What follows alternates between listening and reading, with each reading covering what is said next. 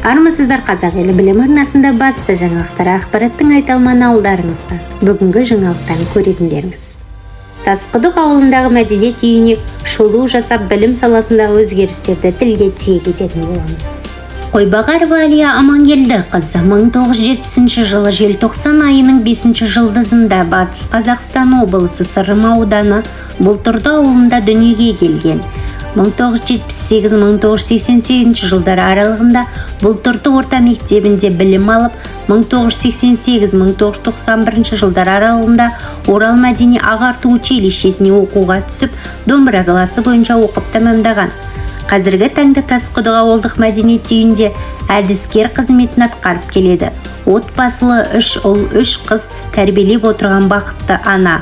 Балалары спорт саласында халықаралық дәрежедегі межелерді бағындырып жүр.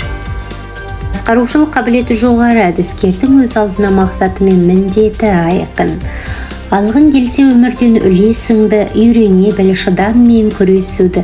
Тағдыр жолы болса да биік асу, мақсат үшін тоқтатпа күресуді деп өмірлік ұстаныммен алға жылжуда. Әдістемелік жұмыс барлық қызметкерлердің өз мамандығы бойынша шеберліктерін арттыратын, халықтың бос уақытын сапалы ұйымдастыру, мәдениет қызметкерлерінің жұмыстарына әдістемелік көмек көрсету және ақылы қызметтің орындалуы, жоспар, мәліметтер, папкалар жасақтау болып табылады. Алдарыңызда Тасқұдық ауылдық мәдениет үйінің әдіскері Қойбағарова Әлияның жылдық жұмыс жоспары және жоспар бойынша атқарылған жұмыстардың фотосуреттері. Жүргізілген жұмыстарын үнемі әлеуметтік желіге жүктеп отырады. Сонымен қатар мәдениет үйінде 5 үйірме жұмыс жасайды. Үйірме мүшелері түрлі байқауларға қатысып, жүлделі орындарға ие болуда. Жұмыс жасаған жылдарында көптеген марапаттарға ие болды.